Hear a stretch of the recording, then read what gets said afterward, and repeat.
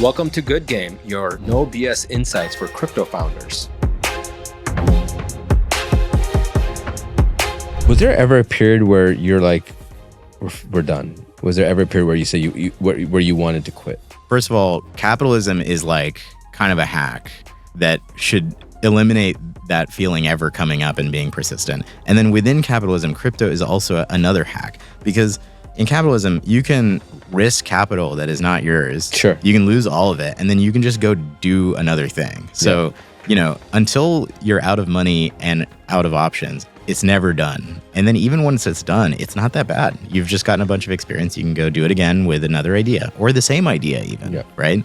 And then within capitalism, crypto is also such an incredible hack, because you can actually have the company fail, run out of money. You can stop making payroll, and the project can still, it might actually do better. Right? So like where is it over? Where is it truly over? There is less than a month until Alliance's All 14 application deadline on November 20th.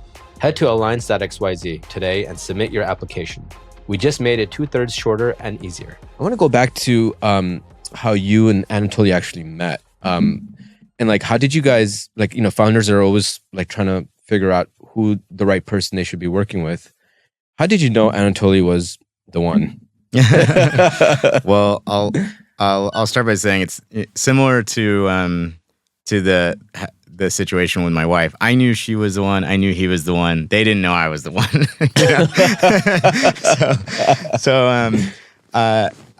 The first time I met Anatoly was, I was working with this guy, Eric, and we were both in health tech at a company called Omada, where Balaji was actually on the board of it. I was leading product management. He was leading data science. And that was one of the first really kind of, non-technical, technical partnership situations that really worked out well for me, which was, he had this really big vision for randomized controlled trials in population health management. And he knew how to build it. He knew what to do. And he just needed everything out of his way. And that was, the role that I played with Eric. So Eric goes way back with Anatoly. They're friends from way before. They did Ironmans together. They've, nice. They go cycling together. They live together. They live near each other in San Diego. So Eric invited a bunch of people, including me and Anatoly, to a camping trip in Point Reyes in like 2014, I think. And that was the first time I met Toly. I don't think Toly remembers me, but I remember Toly because, I'd been in Silicon Valley for years doing startups. And when you meet an engineer that is so laser focused on their work, and yet, is funny, is fun, is interesting and kind of low ego, has a personality, it just kind of sticks in your mind. So I had a lot of engineers that I thought might be interesting to work with at some point. And then later in 2017, Eric started telling me, you remember Toly, you gotta talk to him. He's got this, he wants to go into crypto, he wants to go into blockchain, he's got this idea for how to solve scalability. And I had spent a lot of time with engineers who were really captivated with crypto. I had done some, very basic like investing and owned some, Ethereum and Bitcoin, but I wasn't sure, is this like a 20 years off thing or a 10 years off thing or 50 years? Like, when is the time going to be? Because, I wanted to swing for the fences and connect on something. But I took Eric's advice. I started having coffee with Toly, and I pretty quickly got the sense like, if anyone was going to solve this problem, he is probably amongst the best of them, that has the most conviction, that is ready to go swing for the fences at it. He, at the time, was leading compression at Dropbox, and he left his job. That, to me, was the big signal. He left his job. He's going full-time writing this white paper. I got to at least, listen to Eric and hear him out and see if I can help in any way. And there was a certain point where, it just sort of clicked that while I wasn't sure if the idea was going to work, and I wasn't sure if it was prime time for crypto, I was at least happy to spend 6 months helping this really awesome guy just like get off the ground, not make bad hires, not raise too little or too much money, all the little dumb things that kill startups in the first 6 months.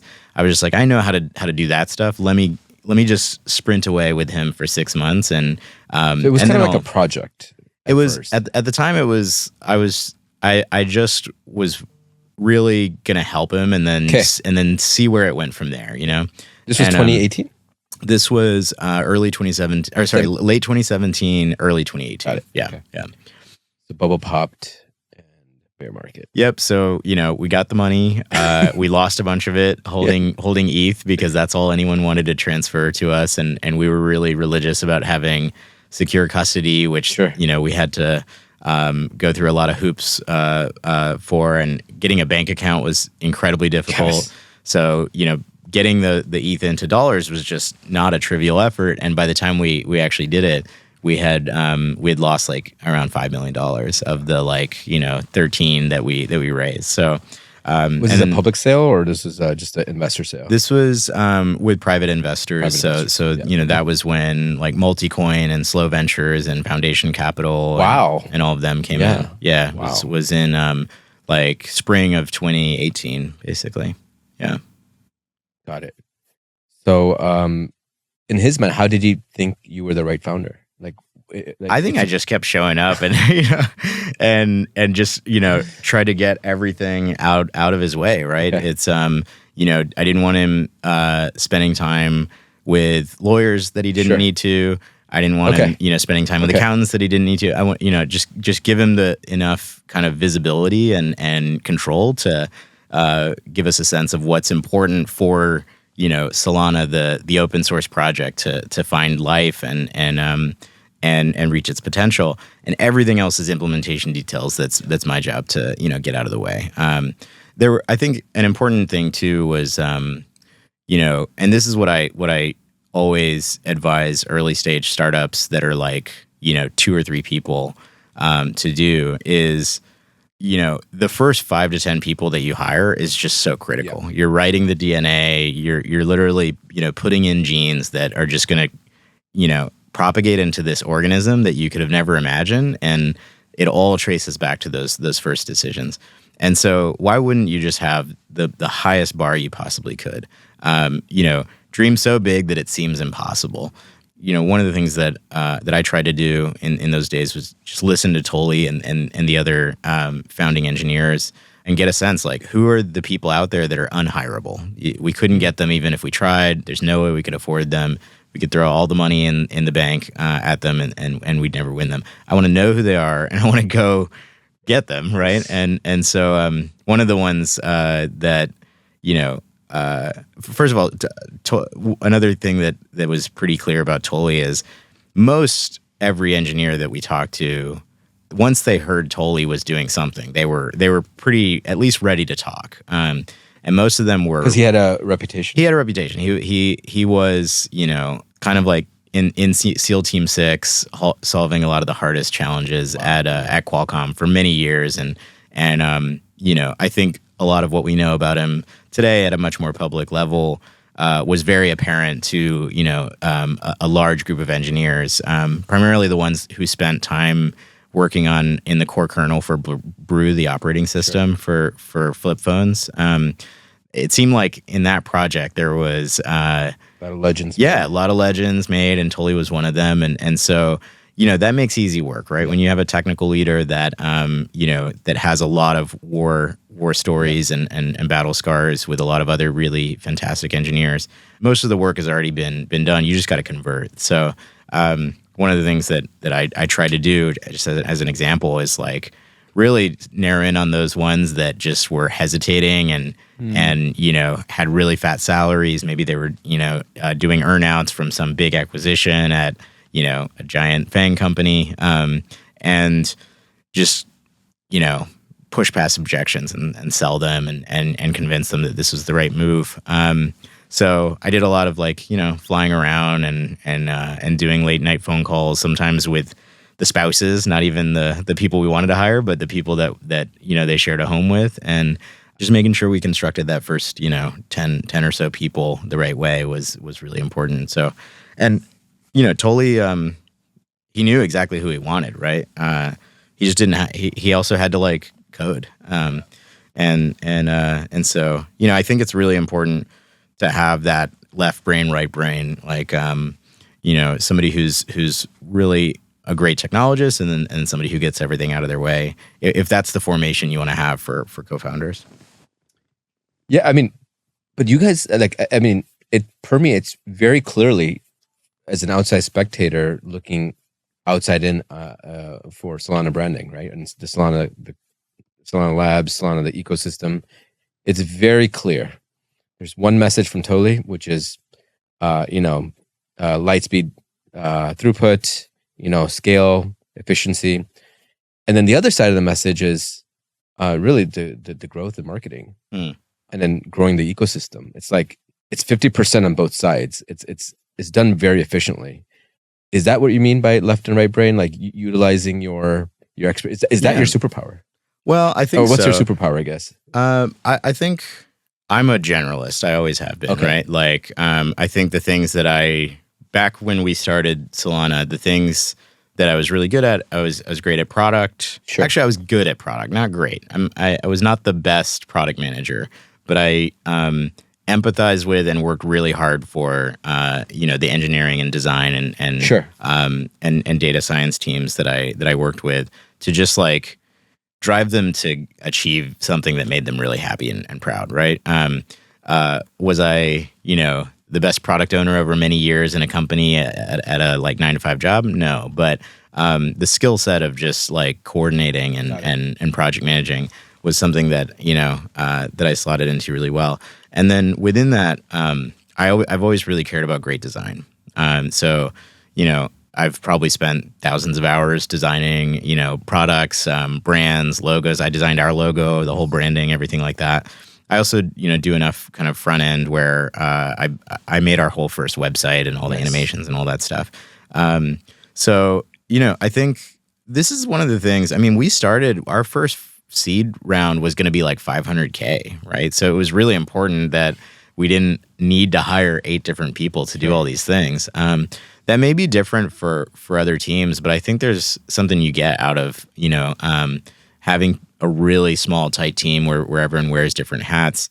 Because this points to something else we talked about earlier, which is like it forces you to actually do and understand enough of the critical things such that when you do hire a specialist, you have an intimate understanding of what they do and how to manage them and what success looks like and what efficiency looks like.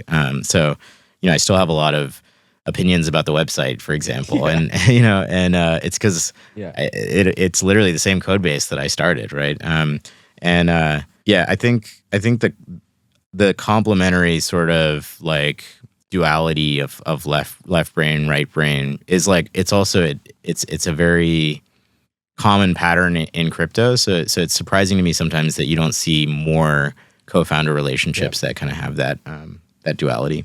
So for founders that are looking for other founders, look for someone that can complement you. Yeah. Versus skills and skills that overlap and domain expertise that overlap. That's a good point.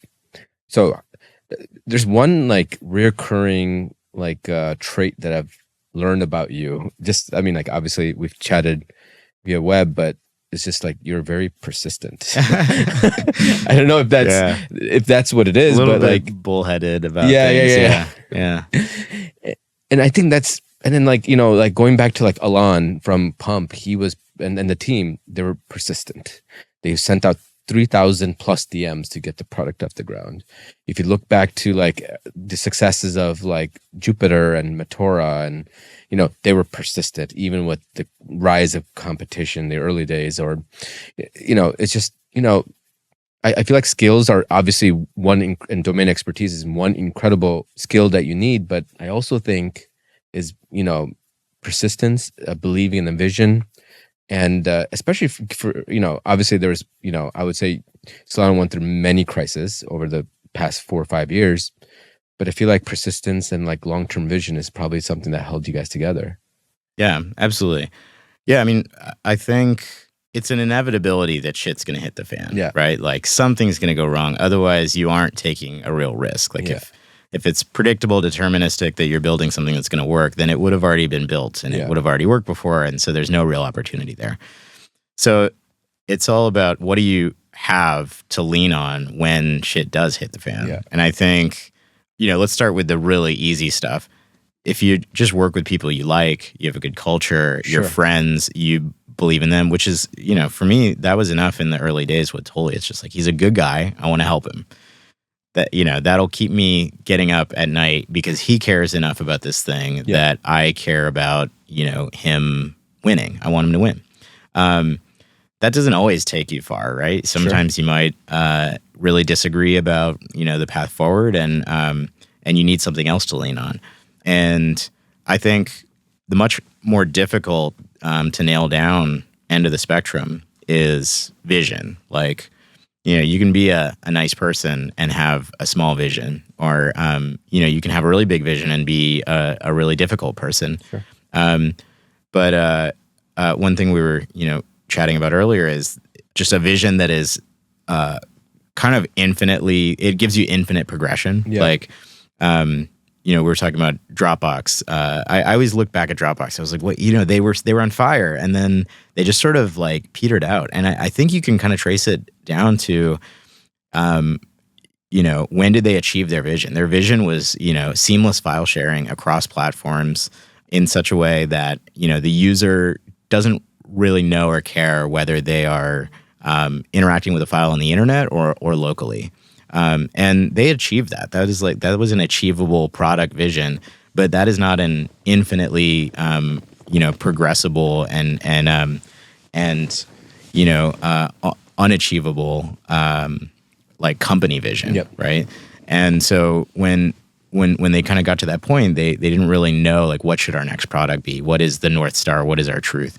And I think, again, with Toly, it was very clear from day one that as long as there is any delta between the physical limitations of how fast and cheap consensus can be achieved in a permissionless distributed system, as long as there's any delta between the performance you see in the network and what physical limitations are, and without sharding, that's where there is endless work to do. And the example that he always gave that I just thought was like so. It's kind of a joke, but I thought it was really illustrative of how relentless he was willing to be about this vision. Is that he said, the first boundary we're going to run into when we, make sufficient progress towards this vision is just the latency of light speed around the Earth, and you have to deal with curvature. And that curvature is never going to be as efficient as a straight line. And the way you would achieve the straight line is, you learn to manipulate and sense neutrinos, because neutrinos can cut through matter. And so at some point, if we have to build, a neutrino-based communication network to reduce latency in the network, we will do that. And I think like he genuinely believes that if he's alive 50 years from now and that's the limitation, like, and the science is there, that he will figure out how to do that. And he loves the problem that much. And you already, it's funny, it's only been 4 years since we launched the network, right? It was March 16th, 2020. And you have now, 00 is working on making a faster internet to be able to make FireDancer faster, to be able to make Solana faster, right? So that relentlessness and unachievability of that vision is, it's happening as part of Solana's culture, not even, directly from Anatoly. So I think that is really important. It manifests persistence because, there is a North Star, there is a goal that you're working toward. And then, honestly, I think Toly has taught me so much about this, but there's always another motivation you can find, right? Is there, a rivalry, somebody in the market that, that maybe picked on you that you want to get revenge on? I have a big list. Is there a product experience that you look at and it just makes you, feel kind of sick, and it makes you feel viscerally like you want to get out of bed and just solve it, just so that people don't have to deal with that, or you don't have to deal with it. It could be a totally selfish motivation. But I think learning to juggle between these motivations to find that constant persistence is just like, having a different motivation in mile 1 versus mile, 23 Sure. for why you are just going to put that next, foot forward. And I think that is it's a really important kind of learnable trait for great founders. Over the past 4 years, I've seen Solana launch. I mean, I even remember the first days when we had to use Soleil wallet, and the biggest problem that I had in my mind was the private keys weren't encrypted. Yeah. I was like, what am I doing? A lot of problems with that. yeah, it was fun. But then I instantly did a swap, and I saw the magic. It was like, wow, I get it.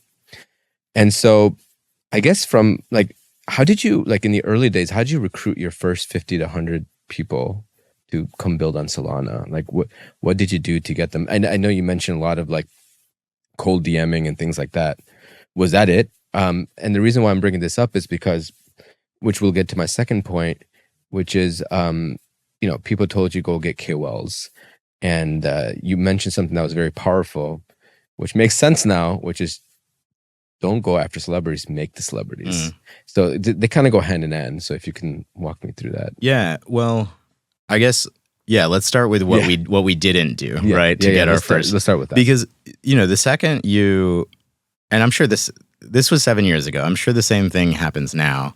But the second you say, we have a crypto project, you get any kind of visibility for it, somebody well-known in the space, just even retweets or anything, you're going to start getting DMs on every channel saying, I can market your project. I can make the Telegram group. I can be a community manager. I can create content. I can recruit other KOLs who will also do all of these things.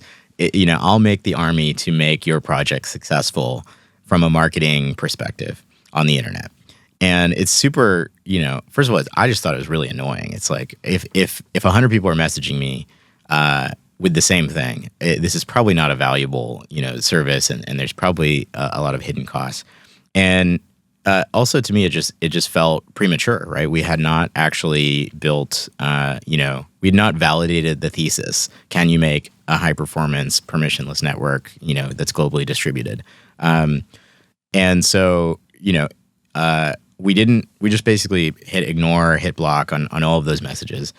Categorically, we said we'll never pay for anybody to talk about the project. What led you to that? Like, was it just? It just, honestly, it felt scammy. It felt like it felt like they're and honestly, without naming projects, there were other higher performance L1s that had raised $100+ million. Sure. Some had raised billions, and they had not validated anything about their architecture. They had not really solved any fundamental scaling problems. Some of them had not even launched yet. And they were, building basically multi-level marketing fundraising scam. in like China and other developing countries, sure, to get people to just be excited about like their token. So to me, that seemed, I think to all of us, it just seemed like if you did this in Silicon Valley, and tried to like, manufacture, that's like the story of Theranos and sure, other things, right? Just manufacture that kind of capital market interest in something that has no validation. It's like, that's fraud. That's not good. So, it was really just sort of instinctive. Like we probably shouldn't do that. But even just as a practical matter, this is what we were talking about with the accelerator cohort earlier. Why would you on day one outsource, this really important function, which is you need the market to understand and care about your project and get educated about it and learn about it and engage with it? Why would you, like, day one just hand that off to somebody else that you just met on the internet through a DM? Like, that doesn't seem right. Function of timing, just gut feeling, and practicality. We instead just focused on building the network and talking only about the decisions that were going into Sure. building the network. And this was Toly's. Toly was really adamant about this, that it should all happen in public.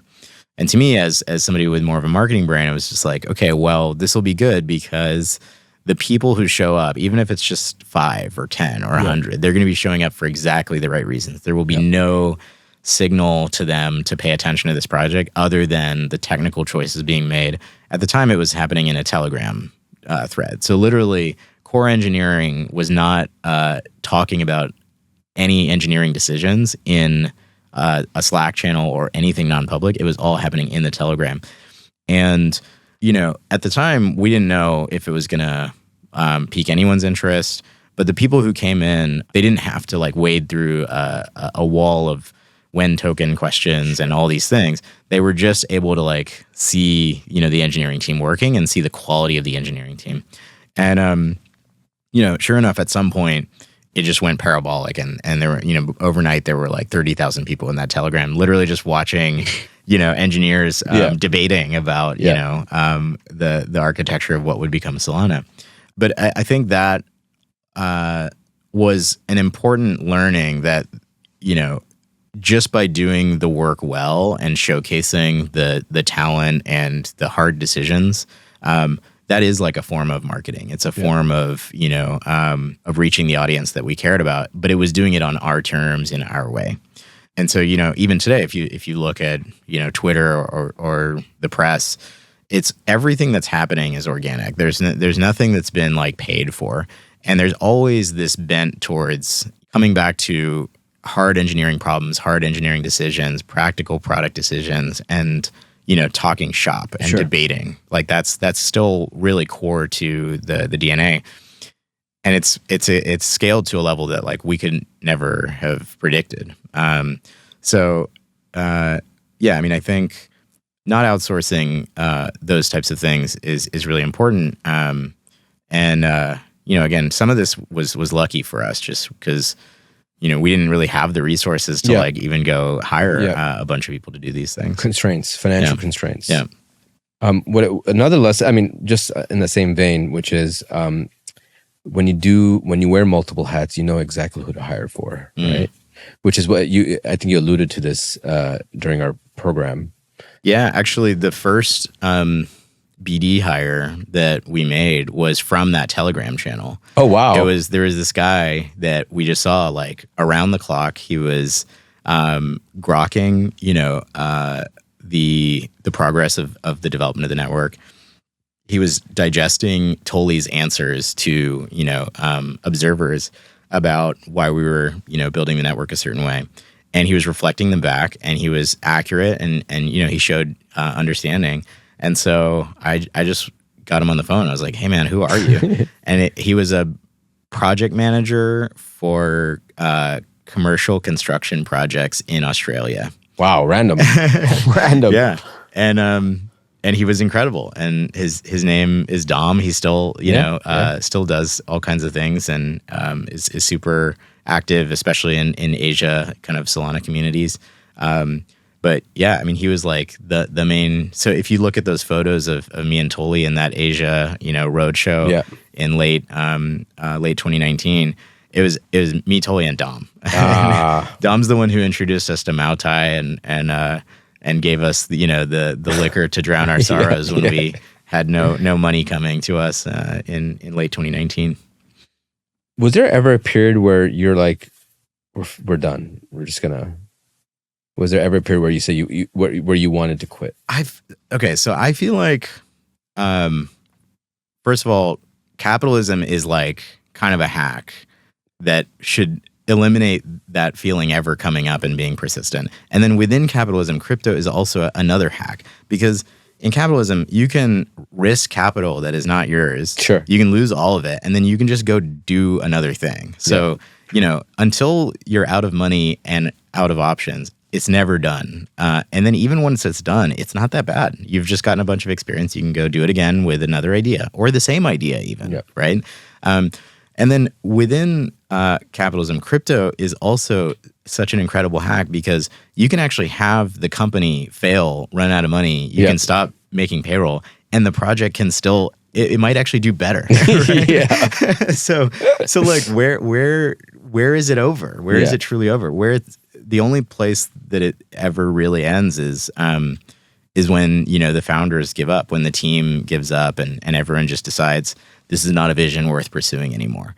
And there's a million ways that they try to act like they haven't, given up, but everyone knows when they've given up.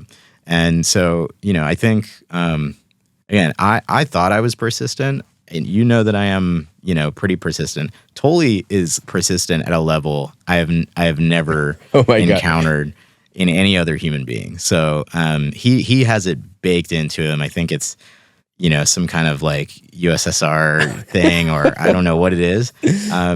But he's an endurance athlete. He's a masochist. He loves to suffer. Yeah. And so he's always going to be showing up. Like, there's no question about that. So that's a constant source of that persistence. But also, we're playing a game that it's like you have the cheat codes on. You're in this great capitalist system, and then you have permissionless products that, can persist even if you fail. I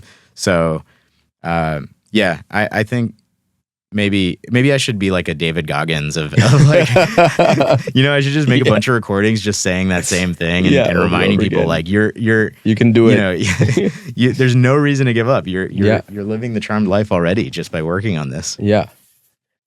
Another, I think a master stroke of success that you guys have is like the way you constructed your team, both from I think the biggest challenge that founders go through from a startup perspective is like when to hire your first BD, when to hire your first COO, how do you expand your team?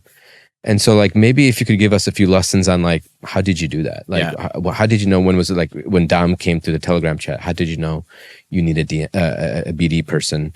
How did you do marketing? And then, and let's start with that. And then I also have to say, like, some of the guys most of the people on Solana, I'd say all of the Solana folks you've hired are pretty goated too.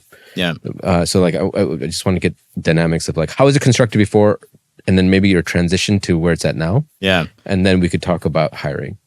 Okay. I think I have maybe 15 minutes until I have to go. And I'd be down to do a whole another episode just on that. But let me try to just start with a few of the things that I think were important. One, I always look back at like WhatsApp. When WhatsApp sold for what was it? It was it was like $8 billion. Yeah, it was like $8. It might have even been 18 billion. It was a huge number, right? And I think there were something like 89 people in the team, and that was kind of like crazy. Yeah. Minecraft, I think, was like one guy and sold for $1 billion.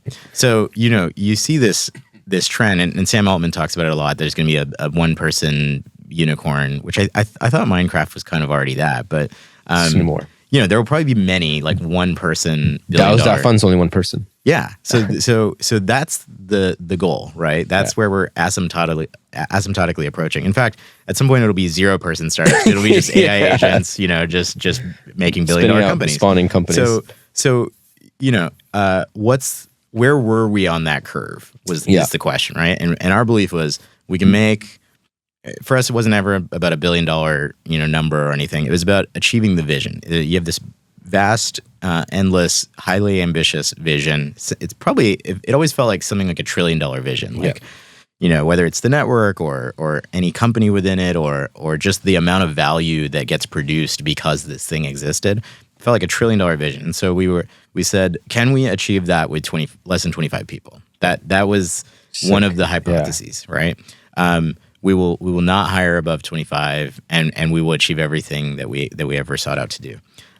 Okay, well, when you get to 25, first you have to start asking, all right, who's got to go? Because if we're gonna keep this headcount low, like who's getting off the boat to let someone else on, and that's, I think, a question that most teams just don't go through. They just blow past 25. Blow past 100. Once you get past 100, it's very difficult to ever get back below 100. Like, I've seen this before. It's you wake up one day and you're 250, and then it's a short path to 1,000. We've seen that. You've seen so many layer one teams, foundations, exchanges. Like they get into the thousands, and everyone's asking, like, what are they all doing? It's just that it's like a cancer. It metastasizes. Yes. So the 25-person rule was hard and fast until we really just were racking our brains and we were missing opportunities, and we felt we had to get past it. And then it was 50, and then it was 75, and then it was 100. But we never got into hundreds of people. I think we got to a point where the network really has completely a life of its own, and there's dozens of people at the orgs that we started. Okay. Not hundreds, right? So I feel pretty good about that, and we actually less than 100. It's like it's split up now. There's Anza, there's the Fire Dancer team. There's teams that we didn't start, and then there's the foundation, and there's labs where Toly is. So across all of those, there's something like 150 or something like that, right? Yeah. And in any one of them, there's still those small efficient teams where everyone can be in one room, and you can kind of feed everybody with a few pizzas. So and those teams are shrinking, not growing, because people keep finding amazing opportunities. They keep starting companies. They get funding, and we don't really do a ton of backfilling because actually, a lot of the functions of these teams are being served without the team's help. So, I think being relentless about team size, setting these just arbitrary rules and forcing yourself to come back to them, that's one of the things that a co-founding relationship can be valuable for, because one of you could just lose track and the other one's like, hey man, didn't we talk about this? Like we wrote it. Here's the paper we wrote, that one night. And then the other thing, I learned this in startups before I got into crypto, but just team composition is really important. Yeah. And again, I think it's important to just set arbitrary rules that you have to consciously violate if you're going to violate them. So for instance, I always thought it was important to have, something like 3 engineers to every non-engineer. Yeah, that's an interesting metric that stood out to me. Yeah. Why 3 to 1? I don't know. I can tell you that I've never seen a 3 to 1 team where the one non-engineer ended up wasting everyone's time. Sure. I've seen, 2 non-engineers to 3 engineers where the 2 non-engineers are disagreeing and they're pulling in engineers and they're asking, what do you think? And, is this really achievable in the roadmap? You just start thinking and talking all the time because you can't actually build anything. So anytime you get a free cycle, it goes into this analysis, and an analysis can cause paralysis. So, I think you want to be, engineer constrained, and you want everyone who's not building to be constantly having to prove themselves as valuable and useful for the people that are building. And one of the ways you can do that is just set these, rules about ratio. If you're going to break it consciously. I learned this because I saw organizations that scaled sales forces way too fast with products that were not mature. They weren't ready. They hadn't validated. They didn't even know if the product was going to scale, but they start hiring the sales force. When the salespeople outnumber the engineers, they're going to start telling they're going to start telling you what you have to build to make the sale. And it just starts to define the mind of this organism. So, there's a bunch of other stories I can tell and rules and all these things, but it's just about being really conscious about how you construct that org, and knowing that the decisions are 10 times as important in the first 10th, and then within the first 10th of that 10th, they're 10 times as important, which all boils down to who's your co-founder. Who's the person, that you're going to go make this thing with? That is a critically important decision. So, we should do another episode about. We need to do this. Yeah, we could do. Yeah, I have a lot of questions, and it's the stuff that I've learned as well. 2 more questions, and I think we'll be good. Obviously, there was no playbook. I think Ethereum was a playbook as far as how to launch a chain, right? And so. The demographic for who's on Ethereum within the Ethereum Foundation and Ethereum and et cetera, it's very different, right? It's more research heavy. They didn't have a BD team or a marketing team. And I felt like when you constructed a team, you hired a lot of the guys from and I would say FANG per se, but more startups. Uber was a big Uber. I feel like when I saw because I was in San Francisco. Yeah. Hailing taxis, and you just couldn't get to places. Yes. And then one day, you could call an Uber. It was incredible. It was this phenomenal thing. And so I mean, I'm a huge fan of Travis Kalanick. Me too. Like, I just think he's I'm a fanboy. the biggest badass ever. Yeah. And you know, the way that he constructed and empowered the Uber launch program, to me felt like it would be very transferable to crypto in some way. So, you know, the multi-level marketing schemes and all that stuff sounded just way wrong. Yeah. But the important part about launchers were they weren't just about getting riders. They had to get riders. They had to get drivers. Yeah. If there was some objection, some roadblock, they had to push through it. But you had autonomy of people owning markets and having a really long leash. And they were all founder archetypes. They were people who could have absolutely gone and founded their own company, but they chose to be part of this collective of founders standing up a global, marketplace, and doing it at like record speeds, right? Yep. They took over the world so fast. So, I think there's a lot of things.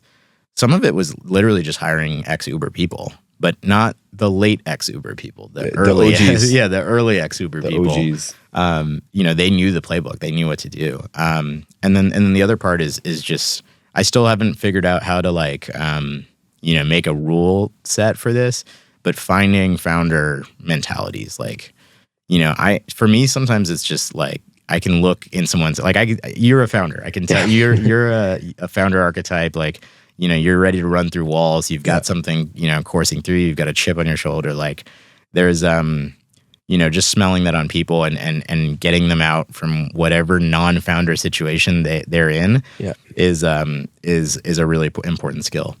Last question. And we were talking about this before the camera was rolling, which is, every founder, we talked about founder success, right? Like once the founder success happens, you kind of burn out because you've achieved your goal. And I jokingly said, like, I hope we never win, and that there's continuous battle so that I can continue battling. In your case, how do you think about that? Because right now, obviously, Solana is what a lot of people talk about. A lot of founders are building on there. And, cycles happen, right? And, there could be, Ethereum and others that'll come back. And how do you continue pushing yourself, the founder mentality? How do you achieve the goal and push the goal forward? And, there's this always, I would say, this construct of pushing yourself forward. And how do you do that both yourself internally and then also a team? Yeah. Well, we talked about having an endless, unachievable mission and vision, right? I think that's important. Can you give some examples? We said Dropbox is not a good example, but I think Google is a great example because, organize the world's information is just not an achievable goal. You could always be working towards it and never, fully get there, which will always reveal some insight about what comes next to get you closer to that, that impossible outcome. And I think for Solana, it really is. It's like one uncharted, species-wide state machine that achieves consensus at light speed and is bound only by physics. I think actually that is achievable, right? It's technically achievable, but we're not there yet. I think for a decentralized protocol, it's okay to have an achievable goal, but it should be wildly ambitious, right? I think the kind of unachievable thing is that we want all of this species finance running on that network. Yeah. And so there, in a way, you could say our focus is to organize and digitize all the world's marketplaces. Yeah. Well, everything's a marketplace. Literally everything, is finance. Everything is a two-sided, deal. So that might be an unachievable vision. But I think so, having a big vision, having people you like working with are probably the two biggest ones. And then, honestly, I think figuring out what form of work-life balance matters for you, I think is important. We were talking about kids. Yep. I think kids are a great, they give you endless, inspiration about how to push forward in some different way. Yeah. And so, I think that's part of just living a full life while also building something great. And I think we have bad examples. We know that Steve Jobs didn't really have a family life that he nurtured, and he didn't. But later in his life, I remember hearing about the antenna gate on the iPhone 4. You remember that? Where if you held it a certain way, yes, the reception would totally cut out. And that was a really big product release for them. That was like as iPhone was hockey sticking, but there was also credible competition from Samsung and others. Yeah. And, they had this just glaring design flaw. And he did a war room with the whole exec team at Apple. And they ended up coming up with the bumper idea. So they gave everybody a free bumper case that went around the edges, and that it also insulated from your hand, so it didn't disrupt the antenna. But in that design, meeting in that war room, he I think his son Julian was like 12 years old at the time, and he brought him into the room and like had him watch, and he's like, I want you to see how this happens. I think for me, I also, at some point I met Steph Curry, and I was like, I asked him the same question. Yeah. It's like, dude, how do you keep pushing for these championships? Like, where is it coming from? And I think this was 2 years ago, and his answer was like, at this point, I'm focused mostly on the next generation. I'm focused on the younger guys. Like, I'm showing them how it's done. I'm thinking about the legacy of the team and leading by example. So I think you always got to find that chip, and sometimes it can come from more positive places. Not just about proving yourself, but it's about showing by example and thinking about the next generation. Amazing. We're going to leave it at that. Founders that are listening, take note. There's a lot of lessons to be learned here. I would love to come back. This has been awesome. Yeah, this is great. Raj, we'll do this again. Yeah, definitely. Thank you so much. Thank you. As always, the views expressed in the Good Game podcast are personal to the speakers and do not necessarily reflect the views of any other person or entity. Nothing here should be construed or relied upon as investment, legal, tax, or other advice. Thanks for listening to Good Game. Don't forget to subscribe. We'll see you next week.